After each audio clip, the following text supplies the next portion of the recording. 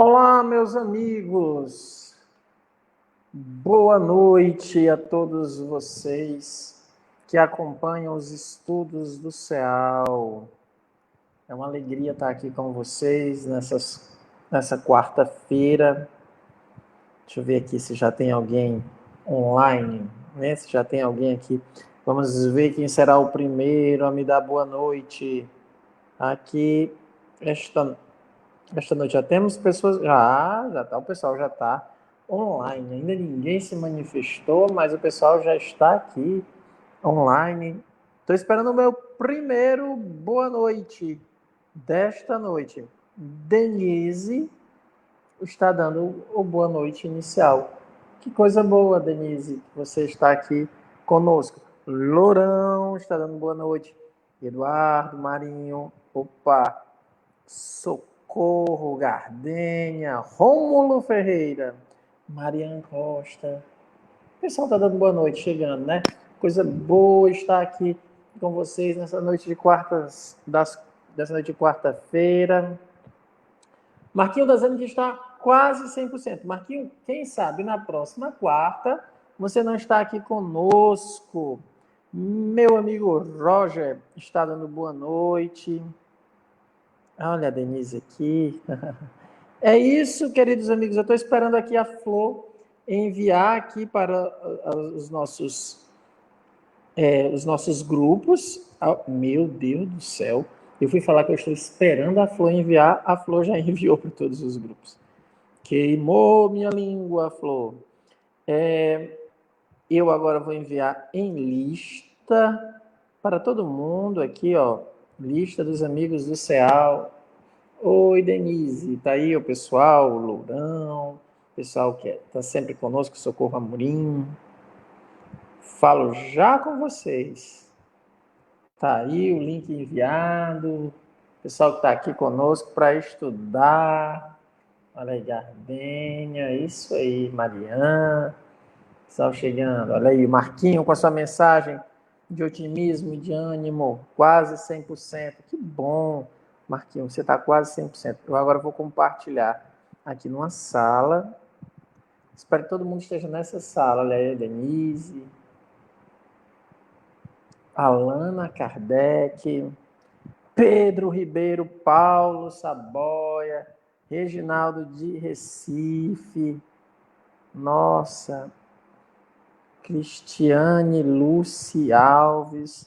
Meus amigos, gostaria de dizer a todos vocês, primeiro, como eu sempre digo, né? Aquela pessoa que não for de Fortaleza, para colocar o nome da cidade. Se você for de um outro grupo espírita, coloca o nome da cidade. E lembramos a vocês que nós estamos... Oi, Lenira. Que nós estamos... Esse é um curso introdutório, preparatório para a formação mediúnica do ano que vem, não é isso? Então, quem quer participar do grupo de formação mediúnica do ano que vem, olha o pessoal de ICO, que se chama Grupo de Formação para Mediúnica e Conquista da Felicidade. Nós vamos acrescentar esse tema também para a formação mediúnica. Olha aí o Murilo. Boa noite, meu amigo. Tudo bem, Murilo? Se você quiser participar da formação mediúnica do ano que vem, é só você... a Denise é de Alambari, São Paulo. Se você quiser participar do curso de formação do ano que vem, basta você estar aqui conosco. O Lourão já colocou aqui, hashtag Somos Todos CEAL. Deixa eu ver aqui, só se eu compartilhei, Flor, porque eu preciso ver isso, porque o pessoal fica me cobrando. Eu vou pedir a vocês só um pouquinho de paciência ao tempo que os nossos amigos chegam. Ah, tá aqui, compartilhei sim. Não, compartilhei nada. Me enganei aqui, ó. Pensei que eu tinha compartilhado, mas não compartilhei. Vou compartilhar agora, porque o pessoal fica pedindo. O Lourão já está inscrito. A Cristiane é do Crato. Que bom, Cristiane, que você é do Crato. Adoro o Crato. Crato é um lugar maravilhoso. Eu sou do Juazeiro, então a gente é vizinho aí. Pronto, agora vai iniciar a sala de vídeo, ó. Pronto. Agora sim eu iniciei a minha sala de vídeo.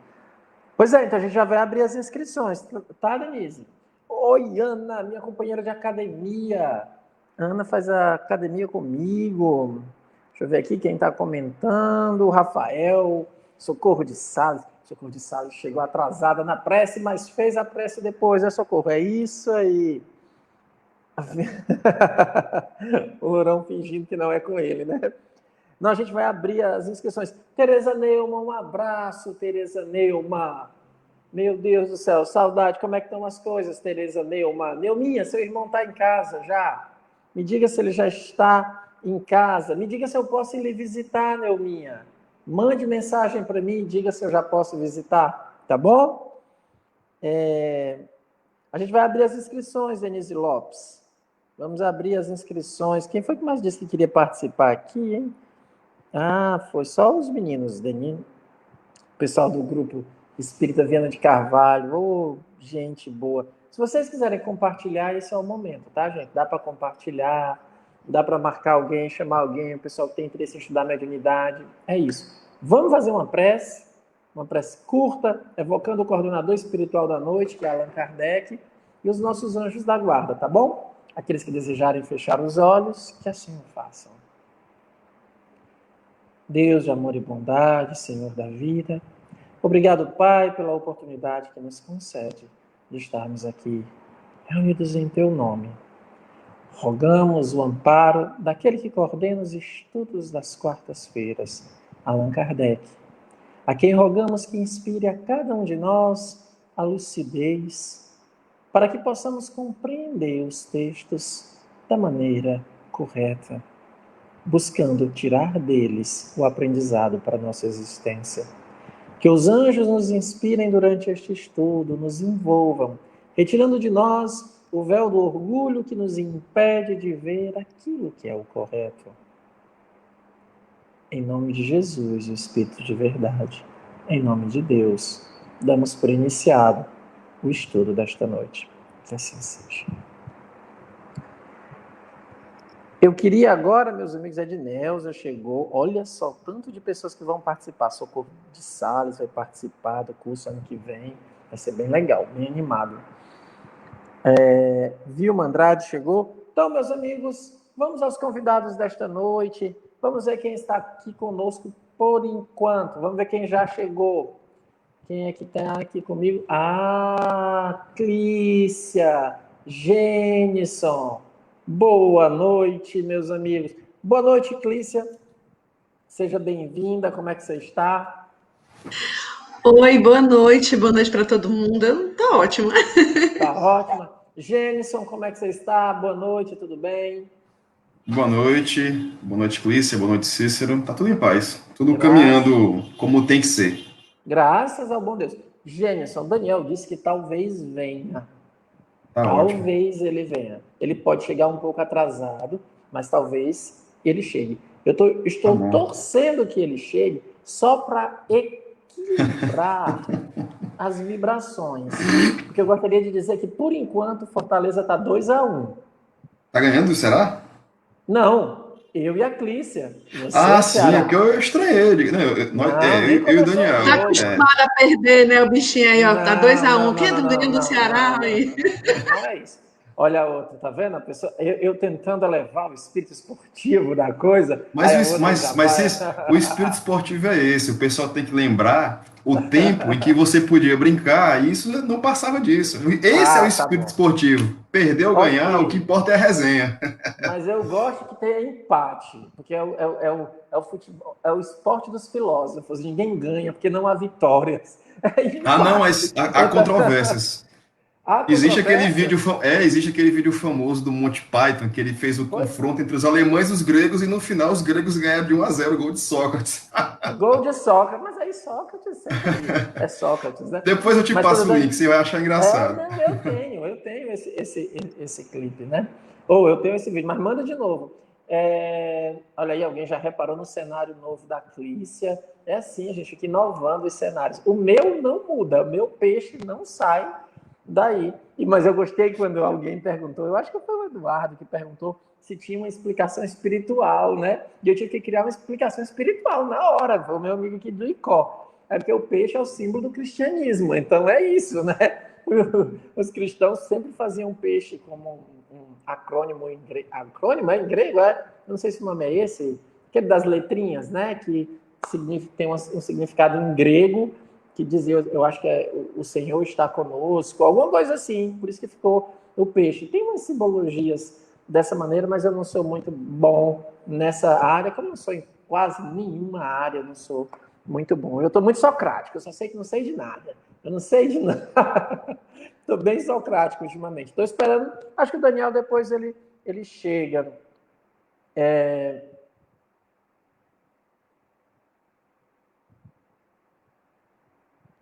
Engraçado aqui, ó, a pessoa está dizendo que o meu som está baixo e o de você está alto. É estranho, Paulo, porque quando é um Tô ouvindo aparelho, bem, viu, Cícero? tá, Tô te né? ouvindo Eu acho que muito todo mundo bem. ouvindo. E é estranho porque tá um e outro, né? Um e outro, assim, né? Mas vamos lá, gente. Vamos. Ah, pronto. Estávamos aguardando você, Daniel. Boa noite a todos. Desculpem aí o atraso. Pronto, eu estava dizendo que até eu estava querendo começar com você, porque por enquanto, antes da sua chegada, o Fortaleza estava ganhando de 2-1. Agora que você chegou, está 2-2. Então, olha aí. estamos equilibrados, o Muito empate bem. está garantido. Tá Entre certo. gregos e troianos deu certo para todo mundo. Não foi para É. todo mundo, né? Para os troianos não foi. Mas vamos lá, gente. O estudo da semana passada foi muito rico, muita gente comentou. Eu fiquei muito feliz com o resultado. Espero que essa noite a gente possa também ter a mesma qualidade do estudo, né? Vamos lá, Flor. O texto aqui, a Flor vai colocar o texto. Então, nós estamos estudando o discurso de Allan Kardec. Nós já lemos a reportagem do senhor CM, que estava fazendo críticas, e agora nós damos início às refutações que foram do Kardec, aquelas questões propostas, levantadas pelo jornalista CM. Antes da gente começar, eu gostaria muito de explicar uma coisa para vocês aqui sobre o nosso estudo. Nós não somos os donos da verdade. Nós não temos aqui a interpretação plena, absoluta do que é o Espiritismo. Nós estamos buscando aprender. Nós estamos buscando aprender com aquele que é o criador da doutrina espírita, que é o elaborador, o construtor dessa doutrina, que é Allan Kardec. Mas isso não quer dizer que nós já tenhamos, digamos assim, o domínio absoluto, que nós tenhamos o poder de dizer se é assim ou não, e não pensem que há critérios de autoridade, não há nenhuma verdade já dada, pronta. A gente está nessa batalha, buscando interpretar os textos, conhecer, se apropriar dos textos para utilizar nas nossas vidas. Cada um de nós tem algumas especialidades, especificidades. Uns estão mais vinculados ao aspecto filosófico, outros estão muito mais, como eu, ligado a um dia a dia de grupo. Então, cada um de nós vai utilizando essa ferramenta que é o Espiritismo, buscando se apropriar dela para bem utilizá-la. Mas, por favor, não pensem que nós somos os donos da verdade. Tudo aquilo que a gente diz aqui pode ser contradito, vocês podem fazer comentários. Eu sei que vocês fazem elogios e dizem coisas boas. Isso é ótimo. Também não quer só levar pedrada, não. Mas também, se tiver pedrada, pode jogar. Não tem problema, não. Mas não é aquela pedra que foi condenada por Jesus do pecado. Não, é o contraponto mesmo. É o argumento. Se tiver falha no que a gente falou, ou esquecimento, não se sintam, como é que eu diria, tímidos, né? Não se sintam constrangidos. Discordem. Vocês têm o direito. Agora, tragam-nos os argumentos. Porque se tem uma coisa que a gente gosta, é do argumento. Nada de critério de autoridade. Os nossos critérios é discutir com os argumentos. Tá bom? Porque senão parece que a gente está diante, assim, né, dos donos da verdade. A gente está buscando aprender. Tá bom? Passado essa orientação geral, vamos ao texto. Eu vou ler de 3 em 3 parágrafos, se forem pequenos, de 4 em 4, e aí eu vou aqui distribuindo as falas para que todo mundo possa participar e aguardando a colocação aqui de vocês, né? Aguardando os comentários. Dizeis, são chamados espíritas certos alucinados que, tendo rompido com todas as crenças religiosas de seu tempo e de seu país, acho que eu li errado, né? Dizeis, são chamados espíritas certos alucinados que, tendo rompido com todas as crenças religiosas do seu tempo e de seu país, essa é a citação do senhor CM, continua Kardec. Sabeis, Senhor, que esta acusação é muito grave, tanto mais grave quanto, ao mesmo tempo, falsa e caluniosa. Falsa e caluniosa? O Espiritismo é inteiramente baseado no dogma da existência da alma, na sua sobrevivência ao corpo, na sua individualidade após a morte, na sua imortalidade, nas penas e as recompensas futuras. Ele não só sanciona essas verdades pela teoria. Seu objetivo é prová-las de maneira patente. Eis porque tanta gente que em nada acreditava foi reconduzida às ideias religiosas. Toda a sua moral é apenas o desenvolvimento das máximas do Cristo. Praticar a caridade, pagar o mal com o bem, ser indulgente para com o próximo, perdoar aos inimigos. Numa palavra, agir para os outros como quereríamos que eles agissem para conosco. Então achais que estas ideias tão estúpidas? Romperam elas com toda crença religiosa, elas que se apoiam na base mesma da religião? Não direis vós, mas basta ser católico para ter tais ideias. Tê-las, vá, mas praticá-las é outra coisa, ao que parece. É muito evangélico para vós, católico, insultar gente corajosa que nunca vos fez mal, que não conheceis e que teve bastante confiança em vós para vos receber em seu meio? Admitamos que estejam errados. Será cobrindo-as de injúrias e as irritando que as reconduzireis? Vosso artigo contém um outro erro de fato que prova uma vez mais a vossa ignorância em matéria de espiritismo. Dizeis que os adeptos são geralmente operários. Sabei então, Senhor, para vosso governo, que dos 5 ou 6 milhões de espíritas que existem atualmente, a quase totalidade pertence às classes mais esclarecidas da sociedade.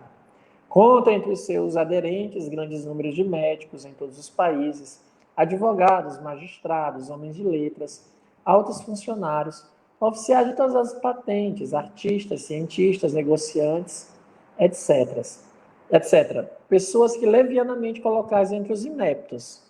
Mas passemos sobre tudo isto. Os vocábulos insulto e injúria vos parecem muito fortes? Vejamos. Pesaste bem o alcance de vossas palavras quando, depois de ter dito que os adeptos são geralmente operários, acrescentais ao propósito das reuniões lionesas, pois ali não recebem facilmente os que, pelo seu exterior, denunciam muita inteligência. Os espíritos só se dignam a manifestar-se aos simples. Provavelmente é por isso que fomos ali admitidos. E mais adiante, esta outra frase. Depois de um pequeno discurso sobre a natureza dos espíritos, tudo num estilo que deveria encantar os espíritos devido à sua simplicidade, começaram as perguntas. Não lembro as facécias relativas à pena de ganso, de que, segundo vós, servia-se o médium e outras coisas também bastante espirituosas. Falo mais seriamente. Farei uma única observação. É que vossos olhos e ouvidos vos serviram muito mal, porque o médium de quem falais não se serve de pena de ganso, e tanto a forma quanto ao fundo da maioria das perguntas e das respostas referidas no artigo são pura invenção. São, pois, pequenas calúnias, através das quais quiseste fazer brilhar o vosso talento. Vamos começar aqui com esses 3 parágrafos para a gente fazer alguns comentários. Meu amigo Daniel, eu começo com você, porque se eu não começar com você, você for o último, você não vai parar de falar. Então, como eu lhe conheço, porque nós somos parecidos, se eu começar por você, eu sei que você é extremamente polido e educado, você vai dizer assim, eu acho que é melhor parar agora, para que os outros possam falar. Aproveitando desse seu espírito, eu queria lhe perguntar, no começo, a gente já percebe que o Kardec aqui faz uma crítica para o modo como o CM, né, o jornalista, quis começar o seu artigo, que é desacreditando as pessoas. Já começou chamando de alucinados. Ô Cícero, deixa eu te interromper rapidinho. Antes de você fazer a sua pergunta, eu queria fazer uma pergunta, porque eu tenho uma frase que não está clara para mim, do último parágrafo que foi lido. Eu confesso que eu não entendi bem, eu vou reler aqui, tá? Farei uma única observação, é que vossos olhos e ouvidos vos serviram muito mal, porque o médium de quem falais não se serve de pena de ganso, e tanto a forma quanto o fundo da maioria das perguntas e das respostas referidas no artigo são pura invenção.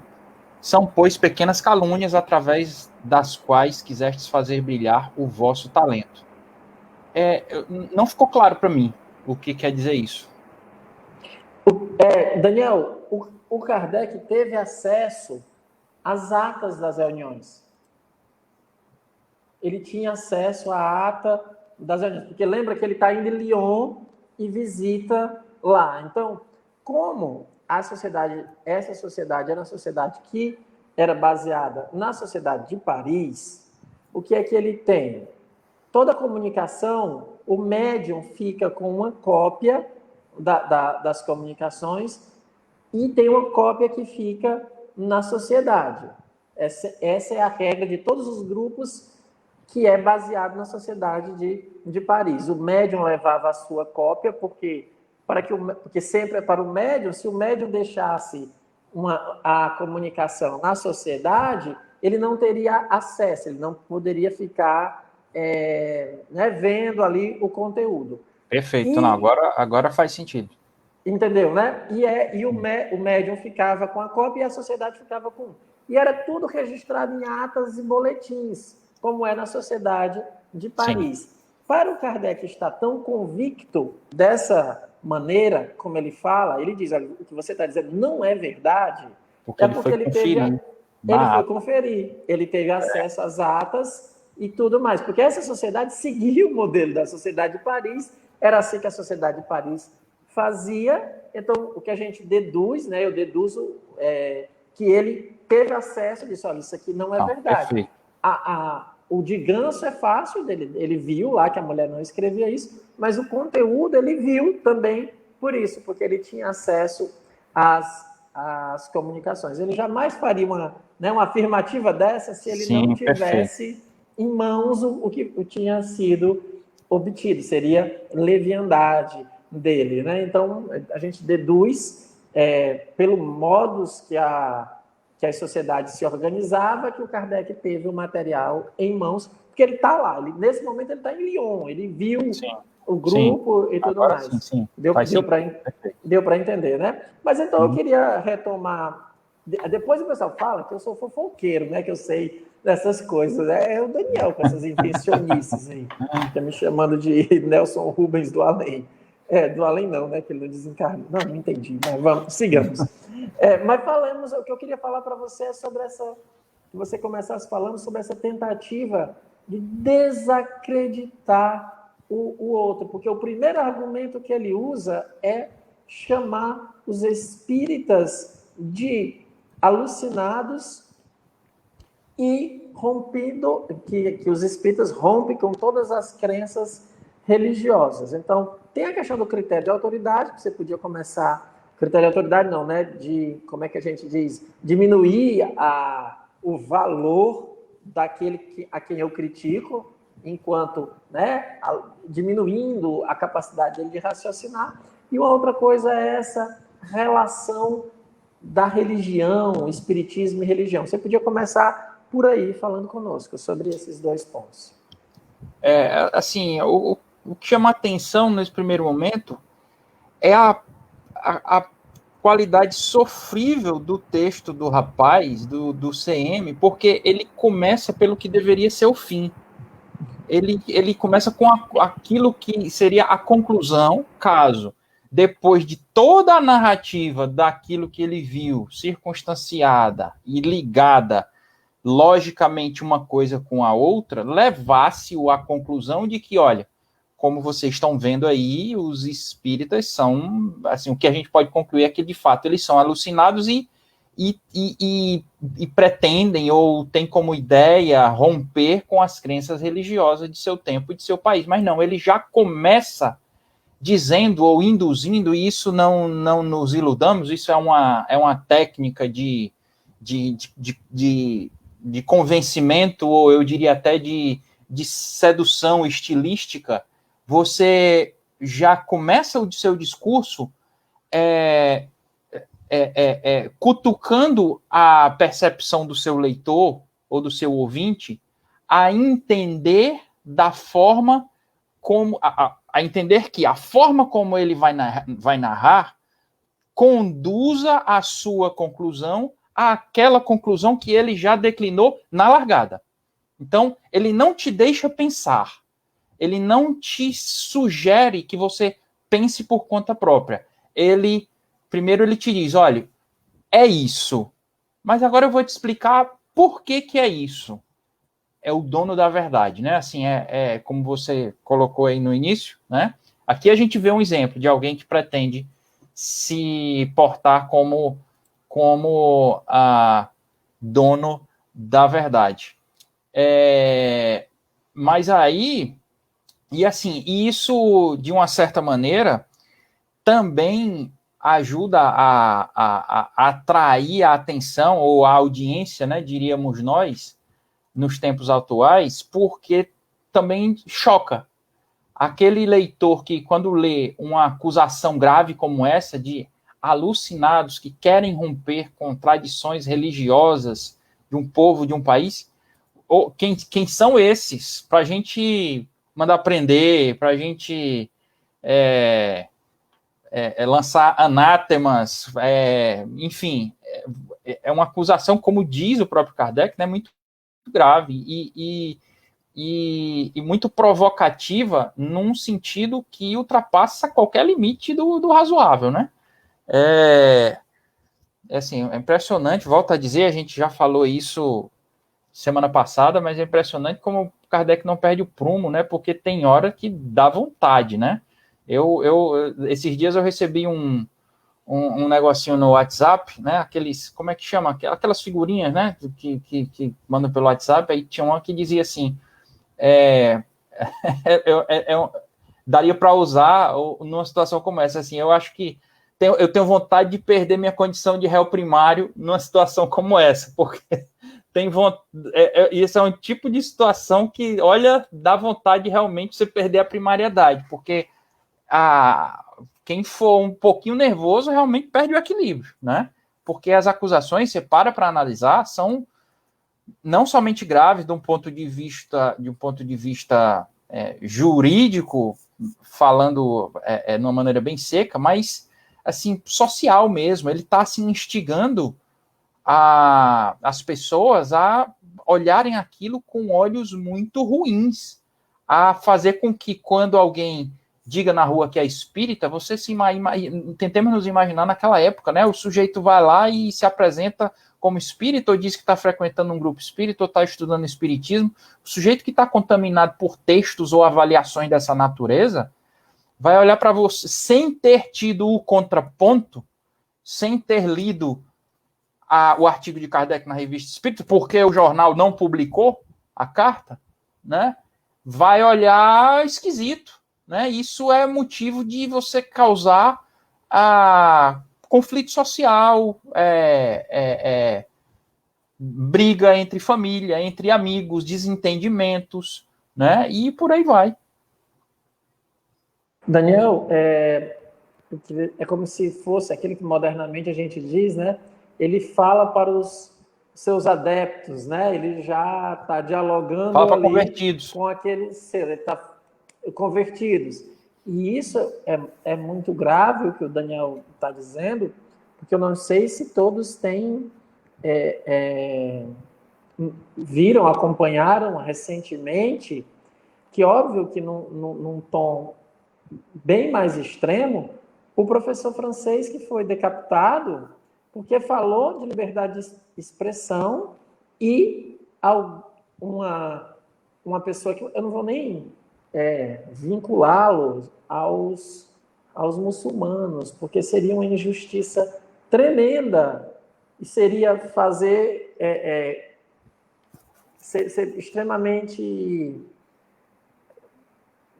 frágil no argumento, associar a imagem seria leviano, né? Leviano, associar muçulmano ao radicalismo. Mas existe uma vertente radical. Existe uma vertente radical. E, movido por esse tipo de ódio, isso que o Daniel falou, se você pega isso e uma pessoa tem ódio, acontecem situações. O pessoal de Icó aqui, que está do Grupo Espírita Viana de Carvalho, sabe que o Viana de Carvalho conta, né, o Luciano Klein conta de histórias de grupos, eu não sei se foi esse de Icó, mas quando o Viana de Carvalho foi, de ter sido apedrejado o grupo, movido por esse tipo de informação. Esse tipo de informação. Que lá no final... Eu acrescentaria, Cícero, a desses dias, as igrejas sendo queimadas no Chile. Sim. A mesma coisa. Deixa eu interferir, assim, agora na pandemia, eu não vou dizer a cidade, mas aqui no interior do Ceará, um centro espírita também foi alvo de intolerância por parte de grupos religiosos mais sectários, evangélicos. E foi feio, foi meio complicado. Agora, sim, isso. 2 meses atrás. Não, então, a gente precisa saber como esse tipo de discurso, que às vezes parece engraçado, mas você está, como o Daniel falou, começou, ele é muito mais inconsequente, porque ele já começa a chamar de alucinado, e a gente vai ver que lá no final do texto, ele tem uma certa saudade de quando havia uma autoridade que fosse capaz de impor que a verdade dele não fosse aceita.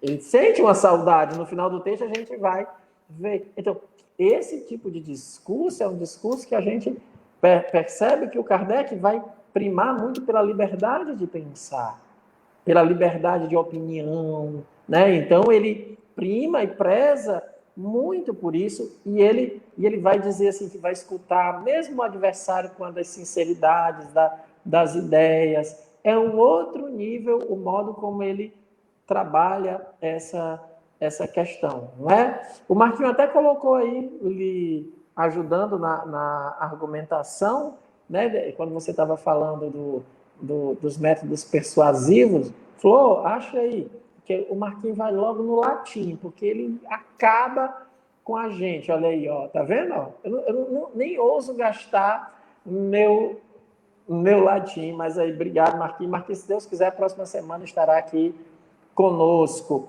Clícia, aqui eu ainda vou ver que vou adiantar isso, porque acho que a gente já debateu bem, essa parte, Daniel, já foi muito claro, mas tem essa questão da moral espírita e a moral cristã ser a mesma coisa, essa questão de você perceber aqui que ele diz que o espiritismo fortalece a questão da religiosidade, mas ao mesmo tempo ele deixa claro que não é uma religião, mas fortalece um sentimento de religiosidade. Você gostaria de falar sobre esse ponto?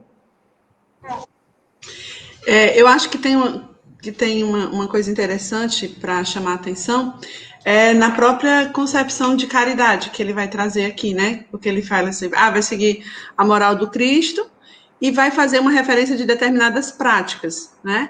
Vai falar de amar os inimigos, né? De perdoar, né? Que são atitudes cuja, vamos dizer assim, a motivação é uma motivação moral, né? E aí a gente retoma o significado de caridade segundo Jesus Cristo, que está lá no Livro dos Espíritos, né? Que é o famoso BIP, que muitos espíritas conhecem. Oi? Ela falou no BIP, aí o BIP eu não entendi. Tá travando a net dela, eu acho. A Clícia tá no interior? Não, é que ela mudou de cenário.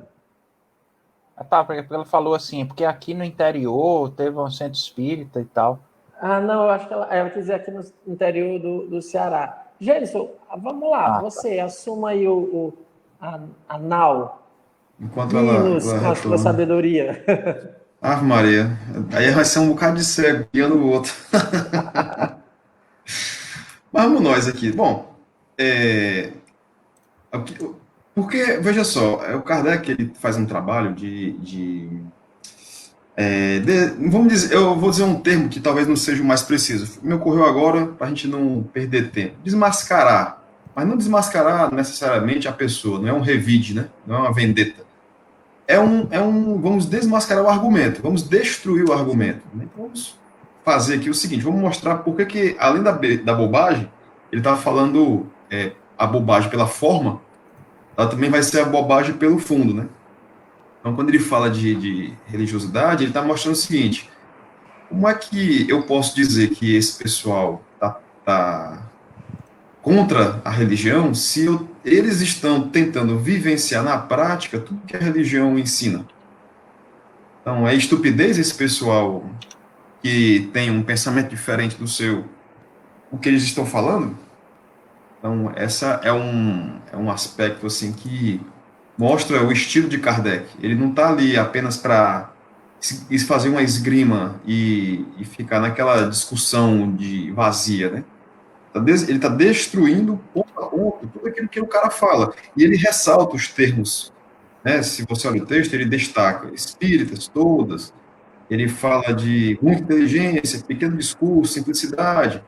A história da pena de ganso, né? Enquanto o Cícero estava explicando, eu fui voltar ao texto, ele fala que é um trecho lá da comunicação que mostra que ele está mentindo. Kardec diz, rapaz, tu está mentindo. É feio para ti. E assim, uma coisa que eu me lembrei agora, que é reflexa a isso, é quando você está envolvido na soberba e na presunção, que é o caso do CM, ele esquece até de que existe gente inteligente do outro lado. Daniel é até mais especialista do que eu em termos de negociação estratégica, né? Ele sabe que um dos princípios básicos, a gente sabe, quando você trabalha com isso, com técnica, é nunca presumir que seu adversário é incapaz, nunca presumir que não é nem adversário, seu interlocutor, opositor, né? Na sua contraparte, ele é um incapaz, ele é limitado. E Kardec deu um banho, né? Deu um show em cima do que o CM fez. Ele vai continuar mais à frente mostrando ponto a ponto onde está o sarcasmo, a acrimônia, onde está a perfídia, toda a maldadezinha que ele fez naquele texto debochado, que cita, né, o que é mais triste, uma coisa que a gente tem que lembrar sempre, o Daniel estava, e o Cícero também comentando alguns, e a própria Clícia, né, comentando alguns atos aí que acontecem, e que alguns são mais extremos do que outros, que vão desde a mera troça até mesmo da acaba-vida de alguém, elas surgem disso. Eu sou muito defensor da liberdade de expressão e tudo, só que a gente sabe que certas coisas colocadas por certas pessoas têm um peso de influenciar negativamente, até porque eu sempre presumo que as pessoas não têm estrutura para receber certos incentivos. Então, quando você começa a desqualificar o outro, debochar, você está criando uma autorização para que o outro seja atacado. E quando eu falo atacado, é atacado fisicamente mesmo.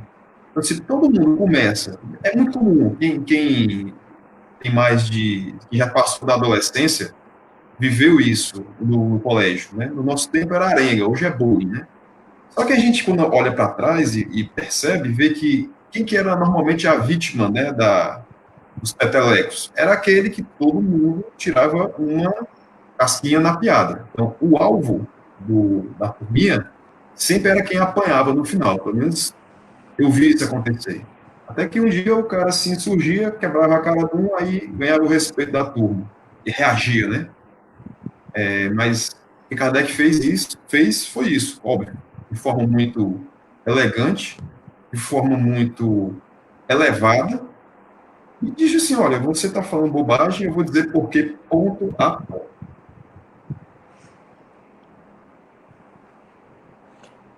A Clícia podia retomar agora, a gente já está vendo aí o Gênison falando sobre essa questão que o Kardec colocou ponto a ponto, e aí eu acho que desses três aqui, resta a gente pensar um pouco nessa... Você começou a falar e acabou, né, deu um bip, foi na hora do bip que sumiu, Clícia. Essa questão da religiosidade mesmo, que é eu acho que é uma questão fundamental, porque o Espiritismo ele não é uma religião, mas ao mesmo tempo ele se apoia nas bases da religião, ele tem as bases da religião como a matéria dos seus estudos, ele fortalece o sentimento religioso, mas ao mesmo tempo o Kardec faz questão em todo momento de dizer que não é uma religião, mas as bases estão lá. Como é que você vê essa dinâmica, Clícia? O que é que você tem a nos falar sobre isso? Bem, como eu estava falando, né, Kardec aqui já aponta essa concepção de uma caridade moral, né, a benevolência, a indulgência e o perdão, que seria a caridade com base na moral de Jesus Cristo. E essa proposta vai estar associada diretamente ao Espiritismo, primeiro por ter Jesus como guia, né, da prática espírita, e também porque os relatos, né, todo o conhecimento que o mundo espiritual vai nos apresentar através das reuniões espíritas, vai nos mostrar como é importante a prática no bem, com as consequências que ela nos traz numa vida futura, né? Seja a prática do bem ou a prática contrária ao bem, né? E aí, nesse processo, você tem, inevitavelmente, uma referência à religiosidade, porque o objeto de estudo do Espiritismo transcende o homem, né? Transcende o ser humano, já que o nosso objeto de estudo é o espírito. E aí é interessante porque Kardec não vai fazer aí uma celeuma nessa aproximação entre a proposta científica que o espiritismo tem e a religião, né? Vai, inclusive, se aproximar dos primeiros cientistas, né, que a gente tem nas ciências da natureza, que faziam uma ciência próxima ao espiritualismo e não uma ciência fechada no materialismo. Então, eu acho que é bem interessante a proposta que o Espiritismo traz, porque nos coloca a pensar sobre, para além desse momento aqui, e nos exige, né, uma mudança de atitude que nos aproximaria, ou nos aproximará, melhor dizendo, de Deus. Deixa eu dizer só uma coisinha, não sei, eu estou preocupada se está rolando aí se está falhando ainda. Cachorrada. Não, é lá na rua. Todos os cachorros da minha rua resolveram latir hoje. Eu só tenho um gato. Isso acontece. Né? E aí a única coisa que eu queria dizer assim é que o texto do CM é tão preconceituoso que não apenas com os espíritas, mas também quando ele se refere aos operários, né? Ele rebaixa o próximo ponto que vai ser trabalhado, né? Vamos encerrar esse primeiro ponto aqui. Vocês já colaboraram com questões bem interessantes, trouxeram pontos aí para as nossas reflexões. Eu só queria, para pegar a última frase, que fica a recomendação, né? Quando ele diz assim: São, pois, pequenas calúnias através das quais quiseste fazer brilhar o vosso talento. E aí fica aquela reflexão íntima, que não vamos nem debater. Toda vida que para a gente crescer, a gente tenha que derrubar alguém, diminuir alguém, se a gente se incomoda em estar ao lado de alguém que tem talento, que sabe, que é mais inteligente, porque a gente usa sempre a inteligência, eu sempre vou aferir usando a minha capacidade, né? Eu olho o Daniel com seus argumentos, como eu não consigo argumentar igual a ele, argumento igual, olha como ele é mais inteligente do que eu. É o critério que a gente usa para aferir inteligência. Mas sempre que a gente tem que ficar muito atento se a gente não consegue lidar conviver com o brilho do outro, né? Com a inteligência. Feliz daquele que pode contribuir, somar. Quando a gente fez a mudança, eu vou fazer aquilo que São Luís diz, não? Eu vou comentar o ato sem citar os nomes, até porque eu não sei nem se, provavelmente a pessoa não deve estar assistindo essa live, mas eu acho que a reflexão vale. Mas São Luís diz que a gente pode pensar sobre o mal, sobre os erros cometidos, sem citar nome, porque a gente nunca vai poder falar sobre moral, que é distinguir o erro, o bem do mal, né? Quando a gente estava fazendo as primeiras mudanças no CEAL, eu liguei para uma pessoa que teve durante um tempo um vínculo com o grupo, mas não podia mais estar, porque mudou e tudo mais. E eu contei para a pessoa, super empolgado não é uma palavra boa, super feliz, novas pessoas estavam se agregando ao centro, pessoas que tinham bastante conhecimento, que podia somar pessoas, e estava bem feliz com essas pessoas que estavam chegando. Aí a pessoa me fez a seguinte advertência. Mas tribo que tem muito pajé, tribo que tem muito cacique não vai para frente. Sabe quando aquele balde de água fria cai, né?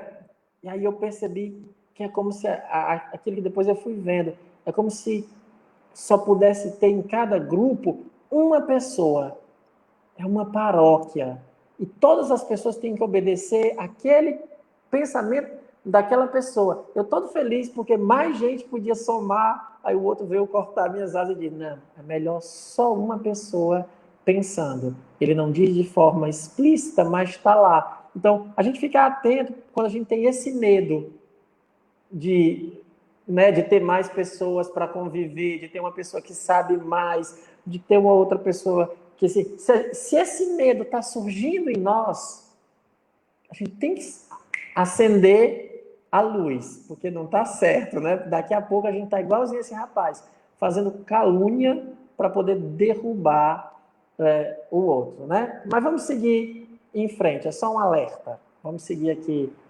com o texto. Flor? Deixa a Flor colocar aqui o texto. Pronto. Então vamos lá para mais alguns trechos aqui. Agora o Kardec vai tratar de, digamos assim, defender os ofendidos. Assim, em vossa opinião, para ser admitido nessas reuniões operárias, é preciso ser operário, isto é, desprovido de bom senso. E ali fostes introduzido, dizeis, porque certamente vos tomaram por um tolo. Com certeza, se vos tivessem julgado com bastante espírito para inventar coisas que não existem, é bem certo que vos teriam fechado a porta. Já pensaste, Senhor, que não atacais apenas os espíritas, mas toda a classe operária, em particular de Lyon? Esqueceis que são esses mesmos operários, esses tecelões, como dizeis com afetação, que fazem a prosperidade de vossa cidade pela indústria? Não foram essas criaturas sem valor moral, esses operários que produziram Jacquá? De onde saíram um bom número os vossos fabricantes, que adquiriram fortuna com o suor de sua fronte e a força de ordem e de economia? Não é insultar o trabalho comparar seus teares a ignóbeis forcas? Ridicularizais a sua linguagem. Esqueceis que o seu ofício não é para fazer discursos acadêmicos? É necessário um estilo rebuscado para dizer o que se pensa? Senhor, vossas palavras não são apenas levianas. Empregam um vocabulário por consideração. Elas são imprudentes. Se jamais Deus vos reservou dias nefastos, orai para que os ofendidos não se lembrem disto. Os que são espíritas se esquecerão, porque a caridade assim lhes ordena. Fazei votos, pois, para que todos o sejam, desde que bebem no espiritismo os princípios de ordem social, o respeito à propriedade e os sentimentos religiosos. Sabeis o que fazem os operários espíritas leoneses que tratais com tanto desdém? Ao invés de irem atordoar-se nos cabarés ou alimentar-se de doutrinas subversivas e quiméricas, nessa oficina que por irrisão comparais ao antro de trofônios, em meio a esses teares de 4 forcas, eles pensam em Deus. Eu os vi durante minha estada aqui. Conversei com eles e me convenci do seguinte: entre eles, muitos maldiziam seu trabalho penoso. Hoje o aceita com a resignação do cristão, como uma prova. Muitos viam com ciúme e inveja a sorte dos ricos. Hoje sabem que a riqueza é uma prova ainda mais escorregadia que a da miséria, e que o infeliz que sofre e não cede à tentação é o verdadeiro eleito de Deus. Sabem que a verdadeira felicidade não estava supérflua, e que aqueles que são chamados os felizes deste mundo também sofrem cruéis angústias que o ouro não acalma. Muitos se riam da prece. Hoje, oram e reencontraram o caminho da igreja que tinham esquecido, porque outrora não criam em nada e hoje creem.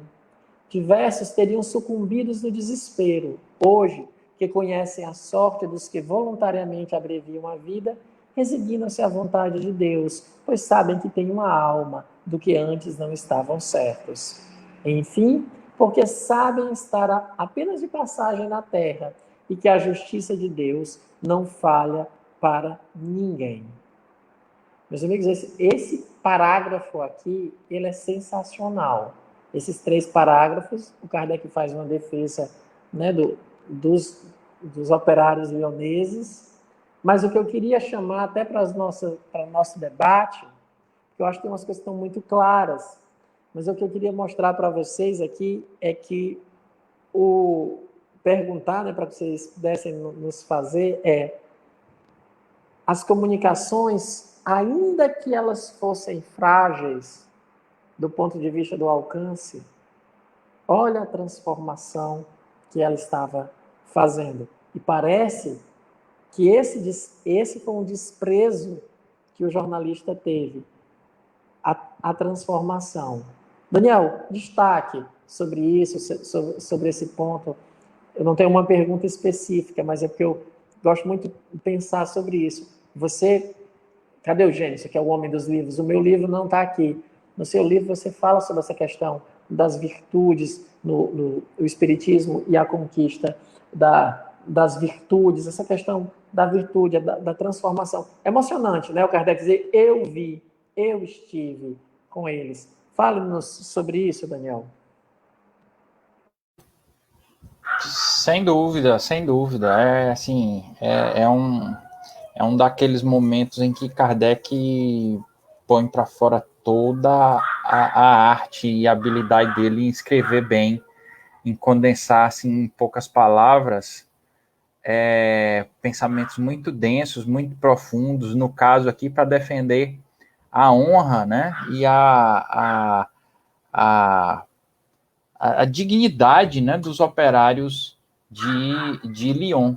Então, assim, o que a gente vê é que ele, na verdade, assim, ele meio que desmoraliza o jornalista, né, com uma elegância impressionante, sem em nenhum momento bater nele no sentido moral, né, ou xingá-lo, ou assim, desonrá-lo, nada disso. Ele simplesmente constrói uma narrativa, ele repinta o cenário que foi apresentado, o quadro que tinha sido apresentado pelo jornalista com outra. Kardec reapresenta com outras cores, né, de uma maneira tal que mostra que, para mostrar que dignidade, busca pelo melhoramento de si, a busca pelas virtudes, a busca por um sentido maior na vida, que passe por essa busca do transcendente, ela independe da formação intelectual das pessoas. A gente não pode imaginar que a gente até mais cedo trocava algumas mensagens com o Jameson sobre outros assuntos, né? E a gente chegou a comentar rapidamente sobre isso, sobre a questão assim da gente ver tanta loucura, tanta maluquice nesse nosso mundo, seja de agora, seja do passado, e a gente, o espírita que entendeu a mensagem deságua sempre naquela foz final que diz o seguinte: é para que você entenda que, na realidade, você tem como grande meta, ou deveria ter, sair desse mundo. E aí, quando a gente pega esse exemplo, né, de que essa busca ela já existia de maneira autêntica e de maneira legítima, mesmo entre o operariado, que era, em tese, um pessoal ou uma classe, digamos assim, né, essa não é uma expressão que eu goste, mas assim, que não tinha acesso a estudo, é uma prova viva, latente, de que a compreensão da mensagem espírita, ela independe, a despeito de ser profunda, ela independe de grande rebuscamento intelectual. Ele traz uma mensagem densa e profunda para as nossas vidas, traz aquelas respostas transcendentes que todo ser humano, uns mais, outros menos, mas todos buscamos, que são compreensíveis e que falam ao coração e à razão da gente, e que fazem sentido, e que são compreensíveis mesmo por muitas vezes aqueles que não sabem ler, porque muitos desses operários sequer sabiam ler, e outros liam para eles, né? Mas aquela história, ou aquela narrativa, aquela lógica que lhes era apresentada fazia sentido. E é por óbvio, Kardec fala isso muito bem, né? Por óbvio que as pessoas assim entenderam a mensagem, né? Elas já compraram a ideia, apostaram tudo e estão tentando viver aquele pensamento e aquelas ideias de maneira sincera e autêntica e legítima. Clícia, você quer começar comentando também, falar esse texto, sempre digo, né? Essa dimensão, né? Essa dimensão da prática é que é o diferencial. Tudo aquilo que ele tentou dizer com alucinado, aí o Kardec mostra, olha o que os teus alucinados estão fazendo. Olha, esses são os alucinados. Esse é o mundo de alucinados, essa força da prática. Fale-nos, comente suas observações sobre esse parágrafo. Vou tentar, né? Que hoje eu estou só caindo, levantando. É a vida, mundo de provas e expiações. Mas então, deixa eu dizer o que é que me chama a atenção, né? Logo após a chamada de atenção de Kardec com relação ao preconceito que o senhor CM tem com relação aos operários de Lyon, e mais do que preconceito, né? Ele menospreza essas pessoas que, por conta de não terem um determinado estudo que ele acredita ser necessário, ele já coloca essas pessoas, inclusive, sem capacidade intelectual.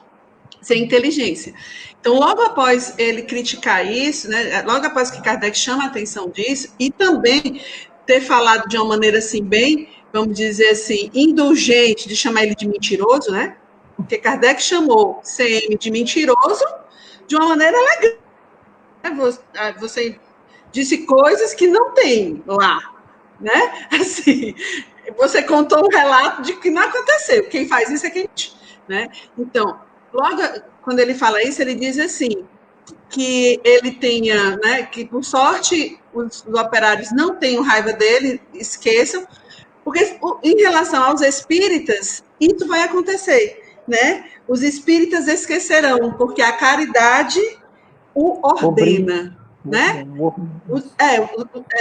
Né? Então, aqui está um exemplo bem prático daquela caridade moral que eu falava há pouco, da benevolência, da indulgência e do perdão, né? Os espíritas foram caluniados, né? Mentiras foram ditas, e Kardec assume uma postura equilibrada e indulgente diante do CM, né? E, ao mesmo tempo, já fala, ó, vamos esquecer, ou seja, esse esquecimento é associado a uma relação de perdão. E aí, para mim, isso mostra como Kardec tratava as questões do cotidiano muito numa relação direta vamos dizer assim, do duelo que existe entre virtudes e vícios, que a gente passa o tempo todo nessa confusão de ter que brigar com os nossos vícios para a gente se livrar deles e começar a vivenciar e a viver virtudes, né? Então a gente percebe que o olhar de Kardec é sempre com esse olhar moral, né? Não moralista, não estou falando dessa coisa puritana, estou falando dessa perspectiva de perceber o que você precisa melhorar e o que você vai fortalecer do ponto de vista do que você já tem de bom, né? E aí eu estou falando isso porque ele apresenta essa postura no trato com o CM e também quando ele traz as benesses que o Espiritismo trouxe para a galera de Lyon, para os operários, que ele chama a atenção que eles, ao descobrirem, ao constatarem a existência da alma, né, e a sua imortalidade, isso começou a causar neles revoluções íntimas, a ponto de mexer, inclusive, com a maneira deles entenderem o seu estado social. Não como um comodismo, mas como uma resignação que te tira de uma revolta, que te tira de sentimentos como inveja e ciúme. Tanto é que nesse trecho, quando ele fala, ele diz até assim, que a verdadeira felicidade não virá pelo supérfluo. Então, ele também não está enaltecendo quem é rico, né? Porque quem tem supérfluo é quem é rico, né? E está mostrando assim, que aquelas pessoas que vivem em condições difíceis, do ponto de vista da estrutura econômica e social, diante da compreensão do infinito, né, que é a vida do espírito, elas passam a perceber também que aquela situação ali, ela não é porque Deus é terrível, porque Deus é cruel, porque o mundo é injusto, no sentido pleno, né? Há injustiças porque nós somos imperfeitos. E nós acabamos realizando. Então, para mim, esse é um exemplo de um texto em que você tem na escrita e nos relatos a prática da caridade, de uma maneira bem intensa, né? A prática da caridade, leia-se, a prática que tenta seguir, que segue Jesus Cristo. Muito obrigado, Clícia. Eu não sei se você viu, alguém me fez uma provocação. Não foi aí. Foi erguendo um copo. Tá bom. Eu vi, viu? Eu sei que eu sabia que há de ter uma réplica. Eu sabia que isso não ia... Não sei se eu vim semear a guerra, meu Deus. Não era para trazer... Veio não, Cícero, veio não. Eu não gosto, né? Eu não gosto. Não, um pouco. Mas, voltando aí para o que os meninos falaram, James, uma coisa que eu acho muito bonito, que a Clícia falou, tá certo, a guerra não é guerra. Então, isso é uma brincadeira, mas eu estou trabalhando na indulgência. Olha aí, tá vendo? Olha, tá aí, ó. É capaz de dialogar. Muito bem. Parabéns. Estrelinha para você. Deixa eu dizer, Gênesis, uma coisa que eu acho legal, uma passagem que a Clícia falou, quando Kardec diz que aos espíritas esquecerão, porque a caridade o ordena. E aí eu queria que você falasse sobre isso, né? Primeiro, nós espíritas da atualidade, nós não gostamos de saber que...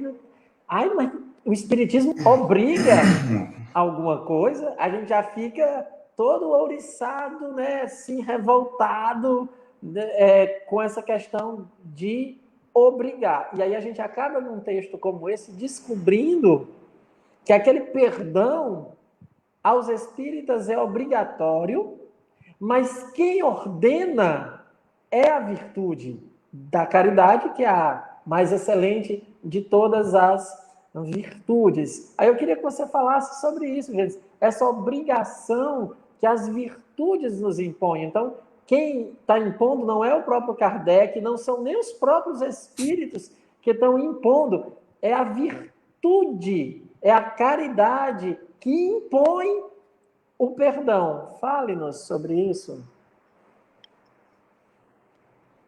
Bom, vamos tentar ser breve, porque não se a gente fosse prometo que explorar você isso de uma não... forma... Você não pode, verdade. Verdade, verdade. Mas será que o tentar não ameniza, não, hein, Cícero? Enfim, isso valia uma conversa toda só sobre isso. Se a gente fosse falar a verdade, assim, a gente podia passar uma live, uma hora e meia discutindo e não esgotaria, porque a gente poderia fazer essa avaliação de várias formas, desde a necessidade do homem, que é seu caminho à perfeição, por exemplo, até o fato de que o piloto automático, vamos dizer assim, é um vício. Na condição que a gente tem hoje moral, você se deixar levar pelos seus próprios sentimentos, se você deixar fluir sem nenhum tipo de esforço, sem nenhum tipo de necessidade de compromisso moral, você vai agir no vício. Eu não falo nem da paixão, eu falo do vício mesmo, porque a gente ainda está condicionado ao vício. Então, quando ele fala que nos obriga a caridade, é porque ela nos dá, vamos dizer assim, uma ferramenta, um conhecimento, que a partir dele eu não tenho mais como dizer que não sei que devo agir daquela forma. Por isso que Jesus Cristo dizia, quando baterem numa face, o verdadeiro cristão vai oferecer a outra.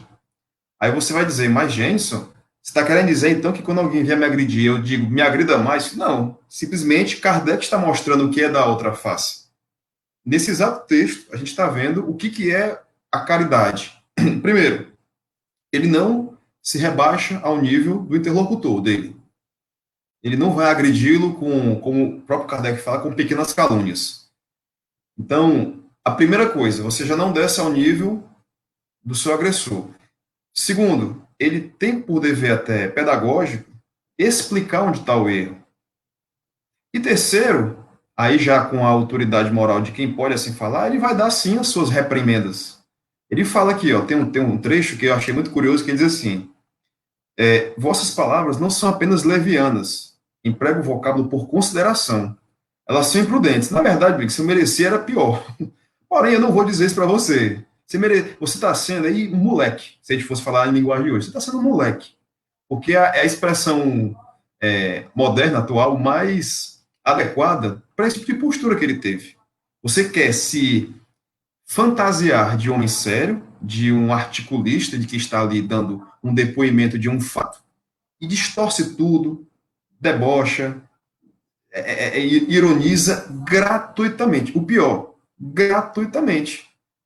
Kardec ressalta, você está vendo de quem você está falando? Você está vendo das pessoas que até ontem, em outras circunstâncias, estariam aqui quebrando tudo, estariam enchendo a cara nos botecos da vida, estariam ali à toa nas ruas? Não. Eles estão lá no seu ambiente de trabalho, local que eles aprenderam a enxergar de outra forma, entenderam que aquilo para eles era um processo de crescimento, de aprendizado moral, acima de tudo, a par da questão material humana vivenciada, né, que a gente tem, e eles entenderam que a essência, isso eu vou resgatar um pouco do que o Daniel comentou, que a essência dessa vida não está em viver a vida perfeita. A essência dessa vida é aquilo que eu até disse, a expressão que eu usei para ele mais cedo, foi salvar a alma. A gente está aqui para se purificar enquanto filho de Deus.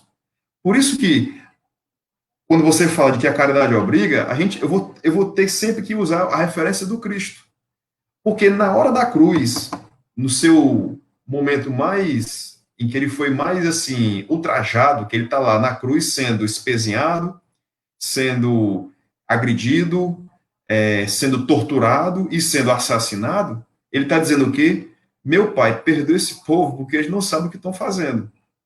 É um exemplo extremo para ao exercício da caridade, mas é justamente o caminho que ele mostra, que a gente está obrigado, sim, a perdoar quem nos ofende, o que não é fácil. Eu estou falando aqui porque é o tipo da informação que a gente tem que lembrar todo dia. Todo dia, quando for dormir e ao acordar, a gente faz a nossa oração de agradecimento pelo dia que se encerra e de pedido, né, de luz e força para o dia que começa, para todo dia que a gente renasce, vamos dizer, que a gente reencarna todo dia, né, que a gente volta para o corpo para seguir a jornadinha nesse mundinho de meu Deus aqui que a gente tem, a gente lembrar que o nosso dever aqui como cristão, como espírita, é ser uma pessoa melhor. É fácil de fazer? Claro que não é. Óbvio que não é. Mas, se nós, vejam só, nós duros como somos, você acha que o remédio tem que ser um remédio fraco e suave? Não vai funcionar. Quando a doença, o mal é forte, o remédio tem que ser forte. Aí é a análise que a gente tem que começar a fazer. Cara, se eu estou vivendo um mundo, e aí eu vou usar os exemplos dos tão ignóbeis e medíocres e operários leoneses, como na linguagem CM. Eles, na condição de pessoas menos importantes, pessoas mais desvalorizadas, mais ignorantes, entenderam o recado e estavam ali vivendo em busca do quê? Do bem. E ele diz, olha, esses aí que você ofendeu, não se preocupe, eles não vão te cobrar contas depois. Eles vão perdoar, porque eles sabem que você é um bobão. Agora, os outros que não sabem, cuidado. Cuidado, porque você pode se dar com gente que não tem a capacidade de perdoar, a capacidade de entender a tua ignorância, a tua limitação. Essa que é tão difícil para o nosso orgulho, é muito difícil para o nosso orgulho. Eu estava lembrando hoje dessa questão das igrejas sendo queimadas. Aí tinha lá uma pichação dentro da igreja, né? Muerte al Nazareno. Aí eu estava lembrando, são pessoas tão bobas e ignorantes, desejando morte ao Nazareno, que já fizeram isso com ele no passado uma vez, e até hoje ele subsiste a todos nós. E tá lá, assim, mostra que o Cristo ele já serve de exemplo até nessa hora. Quanto mais tentam agredi-lo e vilipendiá-lo e maltratá-lo, mais ele mostra que ele está vivo e em outro nível. Né? Se a gente puder transportar isso para a nossa realidade, para a nossa vida prática cotidiana, é tentar entender que a caridade nos obriga, vou voltar agora ao BIP, espero que eu não caia, viu, Cris? A benevolência, a indulgência é o perdão. Ser compreensivo com o pensamento dos outros, entender, sabe aquela história da boa vontade? Rapaz, o Cícero me disse uma coisa, ele não disse bem o que eu queria ouvir, mas eu entendi o que ele quis dizer. Eu não vou fazer o contrário. E não, ele foi por maldade. Não, eu entendi o que ele quis dizer. Isso é a benevolência, você entender qual é a intenção do outro, que às vezes mal vestida, a gente sabe o que ele quer dizer com aquilo. Às vezes, Jenson, olha, eu queria dizer, eu vou até confidenciar um negocinho aqui. Uma certa vez, o Cícero vai me permitir, eu vou contar o milagre, mas não vou contar o santo, viu, Cícero? Ele me flagrou num momento assim de impulso, né? E me chamou a atenção particularmente. Jenson, você acha que vale a pena? Você acha que nesse momento vai ter algum efeito prático, ainda que valesse a pena? Pense bem, o teu papel não é muito mais importante o de acalmar do que de jogar lenha na fogueira? Aí eu parei e pensei, cara, se você está coberto de razão. Obrigado por ter me aberto mais uma vez os olhos. Coisa que você vê, todo dia a gente precisa ser lembrado. Então é a benevolência, entender que ele não quis se meter na minha vida. Ele quis me ajudar. Se eu não tivesse a benevolência para a intervenção dele, eu teria feito o quê? Ficado com raiva. E esse é o dever do espírito, entender que a intenção dele era de me ajudar. Indulgência e perdão, que também não vou discorrer muito sobre isso, que a gente já entende. A gente tem que ter essa capacidade de... Aí eu vou falar de Kardec para encerrar a minha fala. Tudo isso que Kardec faz, essa resposta bem dada, para mostrar para ele como a gente deve ser superior ao outro, sem humilhar, sem destruir. Agora, os fatos por si mesmos vão constranger o próprio CM lá, né? Meus amigos, o tempo já se esgota e eu não vou fazer mais leitura do texto, mas eu queria fazer assim um apanhado de alguns aspectos do que o Kardec faz e depois eu queria passar para que vocês fizessem, na medida da eloquência de vocês, comentários breves, tá? Eu sei que isso é difícil pedir, mas vamos tentar. Porque eu acho que são assuntos espinhosos, mas que devem ser tratados. O Kardec faz observações sobre aos espíritas não caírem na armadilha de doutrinas falsas e quiméricas, né? Ao mesmo tempo, Kardec fala de respeito à ordem social, respeito à propriedade, aos sentimentos religiosos. Ele faz uma crítica às pessoas, não faz críticas, ele elogia aqueles trabalhadores que não estavam mais indo para os cabarés, as tabernas, essas coisas, e agora estavam se dedicando às questões de Deus. Eu interpreto que Kardec está chamando a atenção para que a gente não perca o foco daquilo que é essencial. Eu acho que ele não está condenando quem está criando sistemas, porque na minha concepção, isso é minha opinião, Cícero, essas pessoas, todos esses criam sistemas quiméricos, usando o linguajar de Kardec, mas tem uma boa vontade, assim, querem realmente um mundo melhor. Eu estou deixando de lado a ideia de que alguém está criando um negócio com uma maldade para transformar o mundo, sabe? Não estou querendo ir por aí, não. Mas eles oferecem algumas questões, algumas quiméricas, né? Algumas quimeras oferecem, né? Então ele está dizendo assim, olha, eu acho que eu já observei bem, os espíritos têm me dito que não é por esse caminho que as coisas se transformam. Quando ele faz a crítica aos cabarés também, eu creio que não é o cabaré em si. E aqui o cabaré representa, na França, um local de manifestação de cultura, né? As pessoas bebiam, mas tinham artistas, não era uma coisa assim, digamos assim... O cabaré é uma boate, né? Uma boate. Tipo, hoje em dia, é uma boate, era um samba, algo assim, né?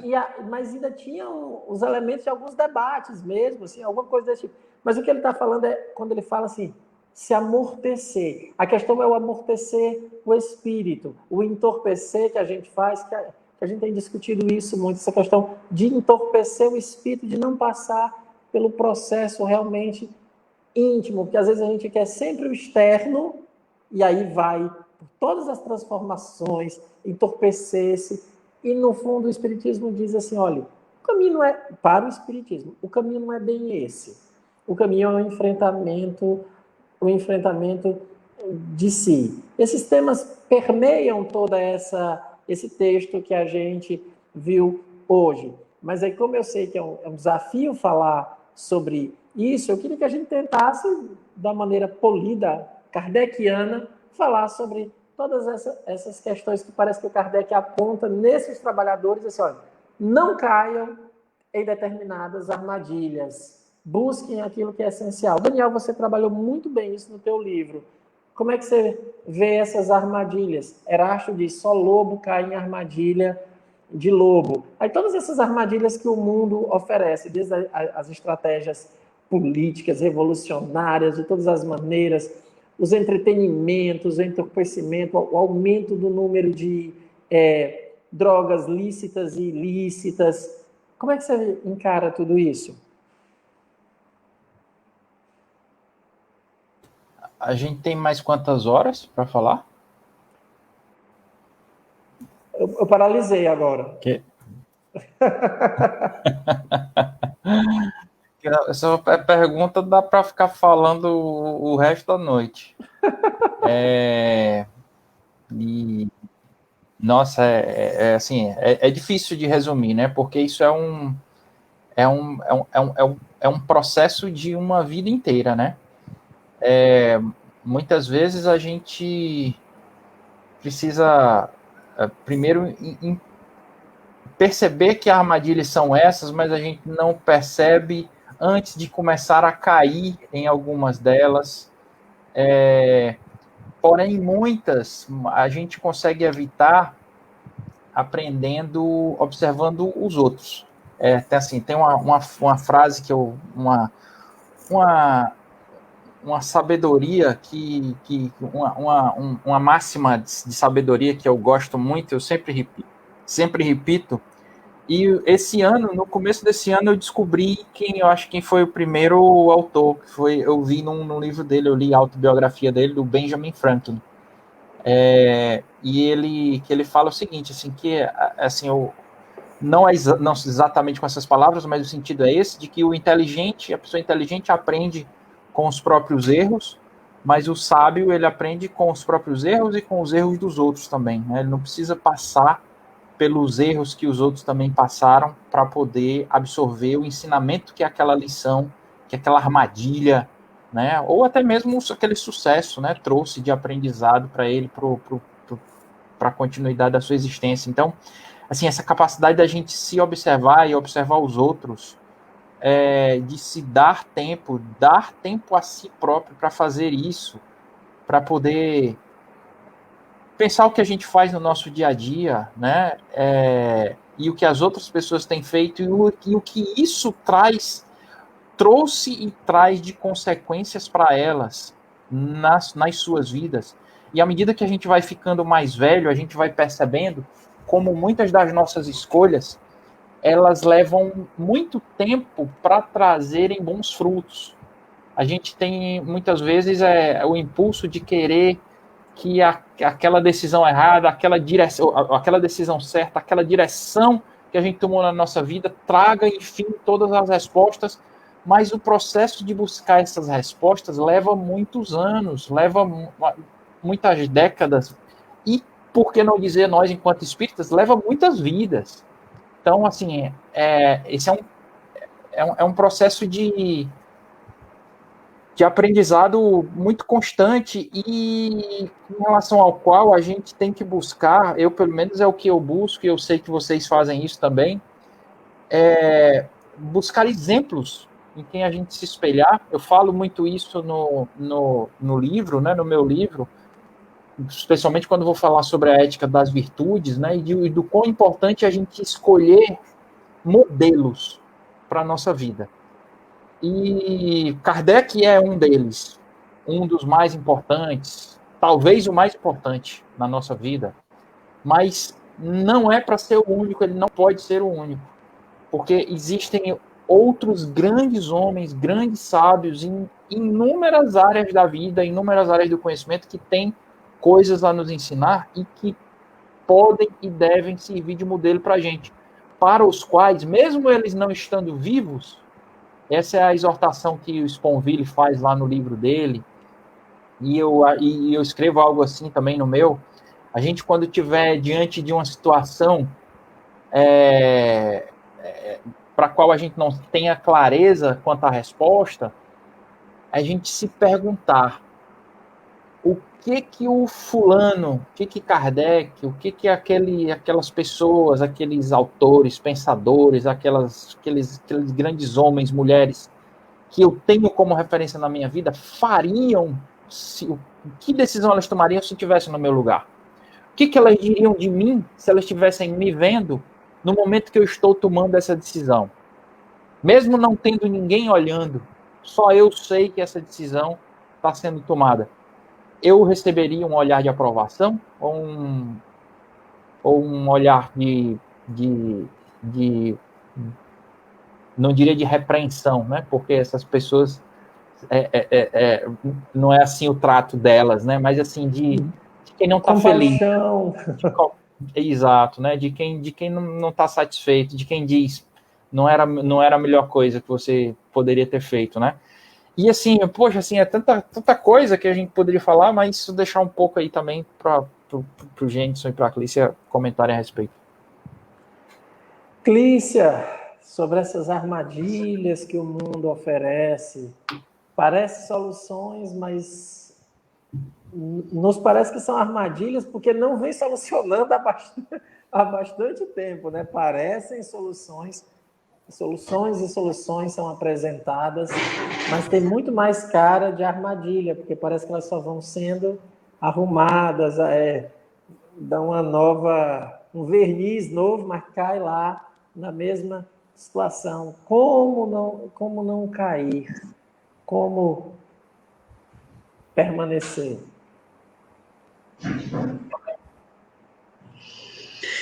Bem, eu penso assim, o Espiritismo, ele nos faz um chamado para que a gente olhe o mundo que a gente vive com os olhos do Espírito, né? Viver o dia hoje tendo como perspectiva uma vida futura. E ao fazer isso, ele chama a atenção que é para que a gente olhe para as nossas, vamos dizer assim, verdadeiras propriedades. E o que efetivamente a gente tem nosso é o conhecimento que a gente produz e constrói, que se apropria, e também as virtudes que a gente vai desenvolvendo, como também as coisas não tão legais que a gente também alimenta. Então, quando o Espiritismo nos chama a olhar a vida futura e olhar esse mundo pelos olhos do Espírito, ele nos chama para uma compreensão desse ser humano que é um espírito imortal e moral, né?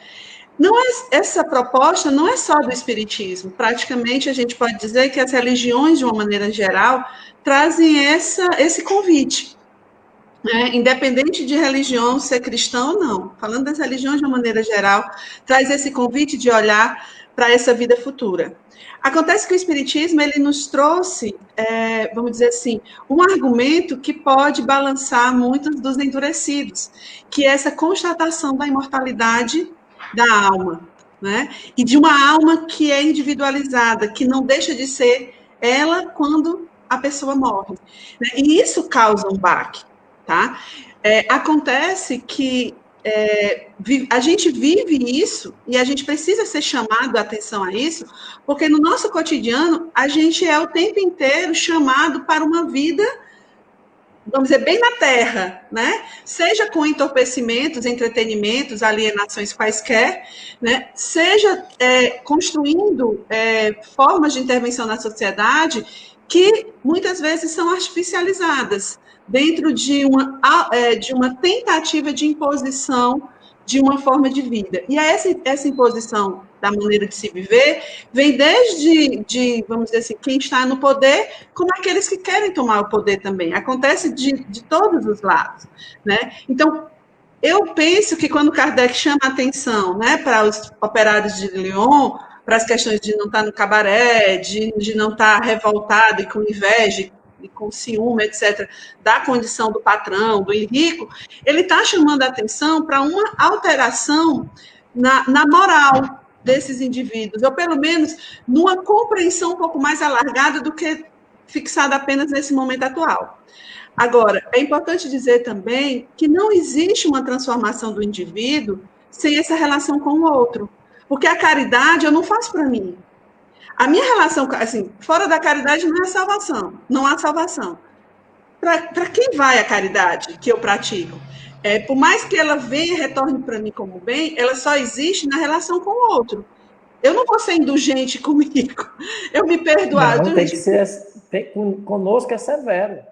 Pois é, né? Embora muitas pessoas tomem um susto quando a gente diz isso, né? Mas se eu for indulgente comigo, como é que eu vou parar de ser imperfeita? Se toda vez que eu fizer uma coisa errada, ou cometer algum deslize, eu dizer, eu fiz isso, mas é porque... E aí eu começo a me defender, né? Eu não olho com o olhar que eu necessito para a realidade que se posta. Eu continuo olhando com os olhos do orgulhoso, né? Da vaidosa. Né? Então, eu penso que a gente vai mudando-se A gente vai mudando intimamente numa relação do contato com o outro. Inclusive, a lei de sociedade está aí para nos mostrar que é necessário esse contato. E pensando numa perspectiva de imortalidade, todas essas vivências, seja do indivíduo ou seja coletiva, elas juntas constroem um aprendizado. E nesse aprendizado constrói-se conhecimentos. E esses conhecimentos devem nos levar em algum momento, né, a uma mudança interna e, portanto, na prática minha individual e coletiva. Eu posso ajudar, todos nós podemos ajudar no esforço de que esse progresso aconteça, porque esse progresso não vai acontecer sem o nosso esforço, né? Agora, eu não posso pensar nesse progresso dentro de uma existência apenas. Pelo menos se eu sou espírita, eu não posso pensar dessa forma. Então, eu acho que essa é uma das revoluções que o espiritismo vem causando, pelo menos em mim. É isso.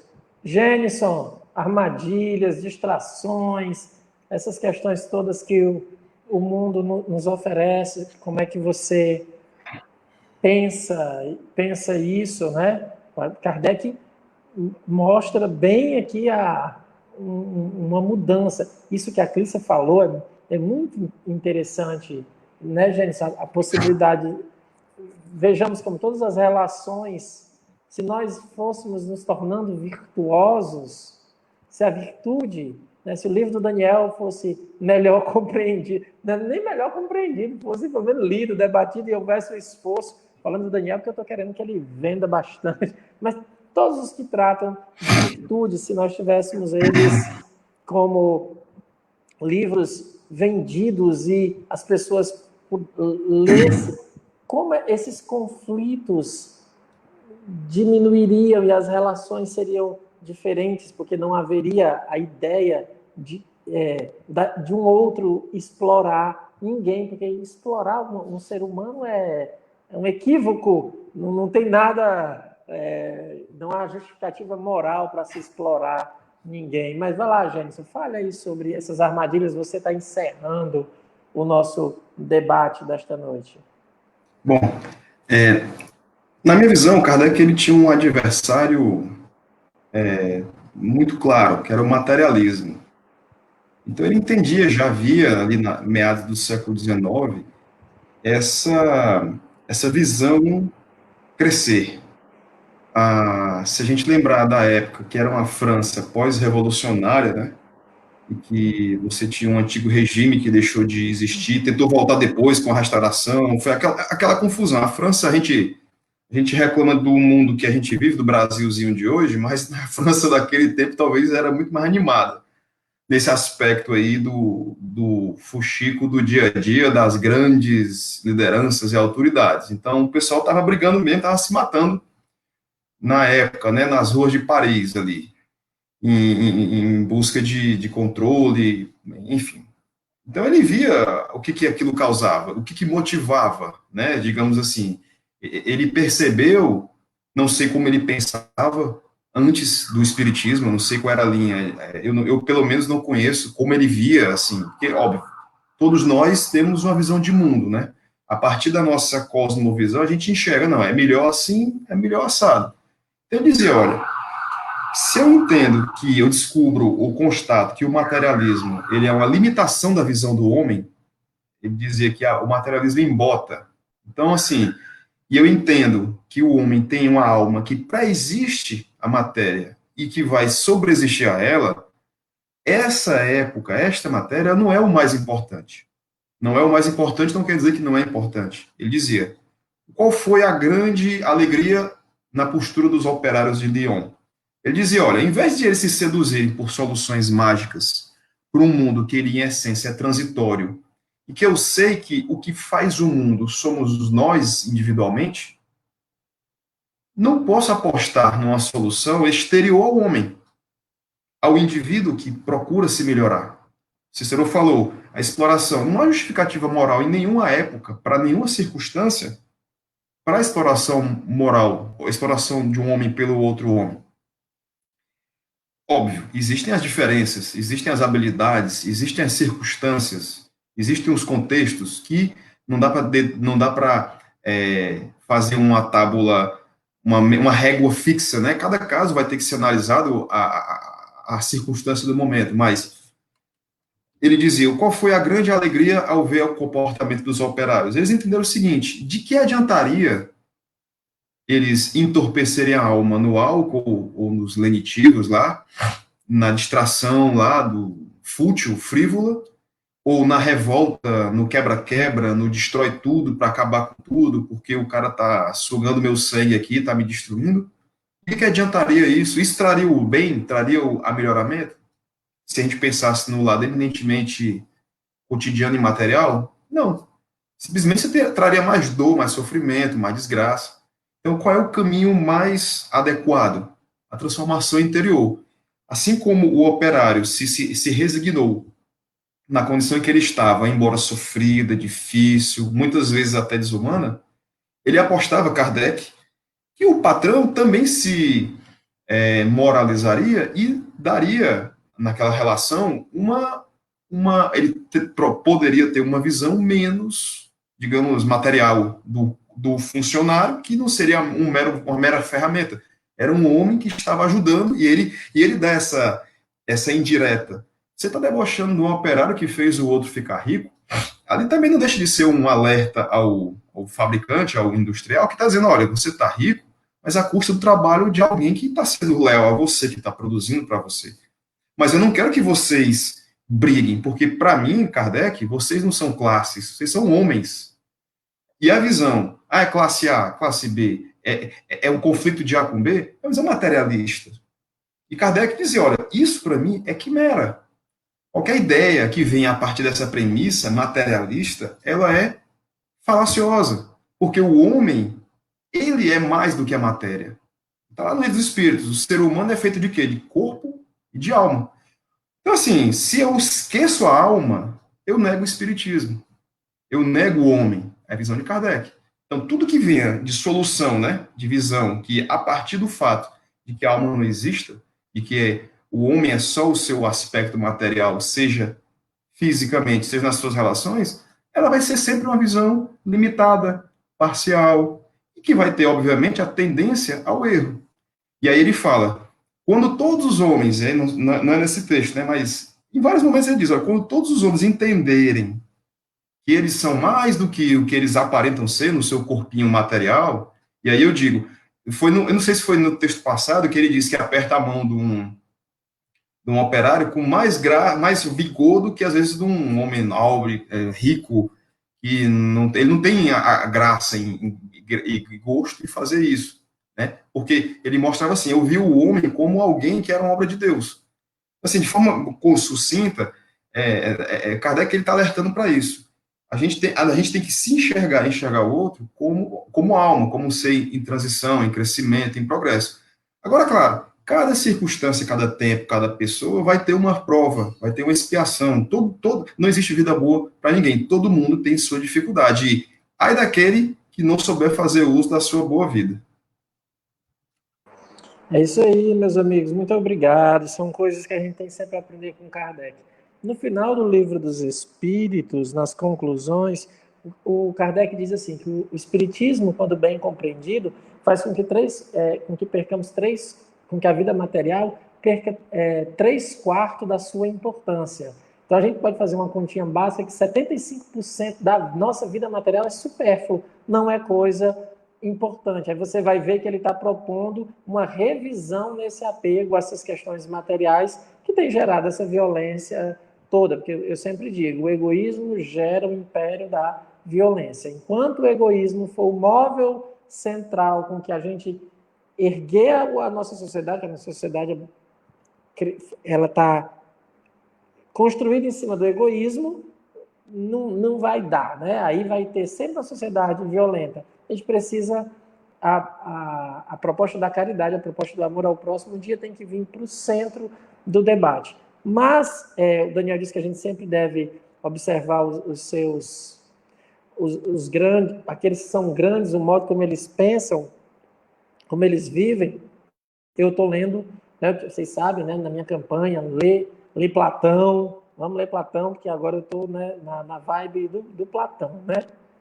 Passou o Santo Agostinho, alguém já perguntou. Não passou o Santo Agostinho. Né? Porque Platão é o da hora agora, né? Aí o que é que o Gênesis vai me apresentar ali? Ele já fala o nome, ele cita. Tá aí, ó. Ah, tá. Esse é o seu do momento, né? Tá certo, do Stendhal. É porque ela é muito curioso, só um parênteses. Ele é da contemporâneo de Kardec, né? Então, Sim, Stendhal, ele fala da França daquele tempo, né? A é. França da época da Restauração. Então, é muito interessante para conhecer como é que se viviam os franceses daquele tempo. É legal, vale a Sim, pena. sim. Aí eu tô lendo agora, Daniel, um que eu sei que você gosta muito, que é a Apologia do Sócrates, né? Terminei, tô tentando achar uma versão melhor, li 3 versões, cada uma pior do que a outra, mas não vou fazer igual o Marquinhos, não vou aprender grego para ler, mas quando você junta umas 3 versões assim, você vai encontrando uma coisa melhor. Você vai melhorando o entendimento. Na minha terceira versão agora que eu estou lendo, foi que eu descobri, que eu entendi uma frase, eu digo, meu Deus, era isso, eu precisei de 3 traduções para chegar a entender a frase.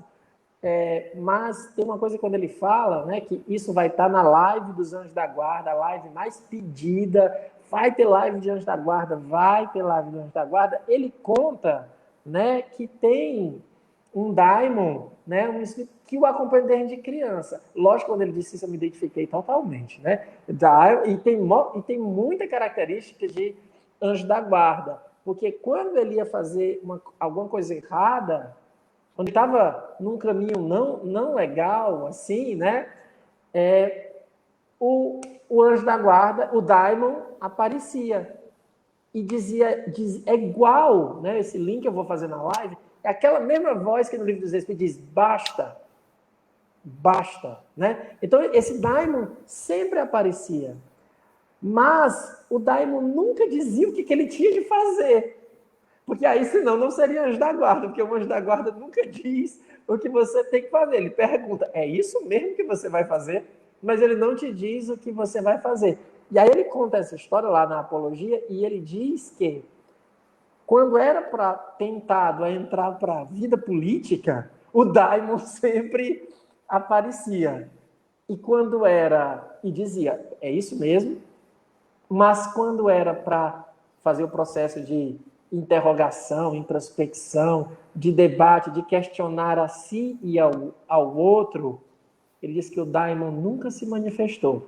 Então ele diz, esse é o caminho mesmo, é aprender conosco, aprender com os outros, é buscar isso. Só que isso, então ele apostou que não é, ele ainda faz um alerta, ele diz assim, é muito difícil resistir à multidão. Aí a gente vai perceber por que a gente cai, né? O apelo da multidão é muito grande, querer, né, agradar a todos, querer ser amado. E aí, num pensamento cristão, no pensamento cristão a gente percebe, né? É a gente querer colocar-se no lugar de Deus, porque quando a gente quer ser amado, quer que todos nos amem, no fundo a gente quer ficar naquele lugar de Deus, né? Que é amar a Deus sobre todas as coisas. Então, a gente vai ver que ele diz assim, é muito difícil não cair no fascínio da multidão. Então, só para ver que o Kardec diz, porque eu estou lendo Platão, porque ele diz que é antecessor, precursor do Espiritismo. E aí você vê que é perfeito aquilo que os dois discursos, né? A aposta na educação do indivíduo. Por mais que todo mundo queira, vamos fazer que havia a ideia, vamos fazer um partido espírita. Vamos colocar os espíritas para coordenar tudo. Havia essas ideias, havia essas questões todas no ar. E o Kardec indo pelo caminho, não. Vamos educar as pessoas, mas está sempre ali no ar. E ele vai nessa linha do Sócrates também, né? Que não abre mão de assim, não, peraí, vamos descobrir quem é que é sábio, vamos descobrir quem é sábio. E ainda vou deixar para o pessoal da formação mediúnica, hein? Marquinho aqui está... o Marquinho fazendo citação do Sêneca. Quero saber qual é a coisa que com maior empenho deves evitar? A multidão. Ainda não estás em estado de frequentá-la em segurança. Eu confesso-te sem rodeios a minha própria fraqueza. Nunca regresso com o mesmo caráter com que saí de casa. Algo que já puser em ordem é alterado. Algo do que já conseguir eliminar regressa. Esse é Marquinho, o nosso sábio do isolamento, né? O isolamento social é a sua característica natural, né, Marquinho? Mas venha para cá, né? A multidão aqui não é tão grande, não. Mas eu só queria deixar, depois que já falaram que é um TCC, para que depois as pessoas observem que o Kardec dá uma lição de formação mediúnica. Eu acabei de descobrir. Não tinha reparado que ele ouviu uma informação de uma pitonisa que disse uma coisa sobre ele. Ele ficou meditando. Ele nem disse que a mulher o demônio, eu não sei quem foi agora, eu sei que foi a pitonisa que falou, o oráculo, né? Ele nem disse que o oráculo estava errado, nem disse que o oráculo estava certo. Ele disse assim, eu vou colocar em teste o que esse oráculo, o que esse espírito está dizendo, que é o que o Kardec diz. Nem tome como verdade, nem tome como falsidade. Teste, prove, busque saber se dá certo. Meus amigos, muito obrigado por essa noite da presença de vocês. Continuamos na próxima semana. Espero contar com vocês. Daniel, um abraço. Tudo de bom, saudades, qualquer hora eu apareço aí, tá bom? Pode ir, né? Apareça, pode ir. Gênison, abraço, tudo de bom para nós. Gênison, você não gritou, hoje você tem jantar. Hoje você janta. Estou salvo. Porque você não gritou, né? Viu? A gente aprende. A gente aprende. Clícia, muito obrigado pela participação. Agradeço aos cachorros que participaram também para dar esse ar franciscano para a live, né? Essa coisa de interação. Pularam 2 gatos apenas, né?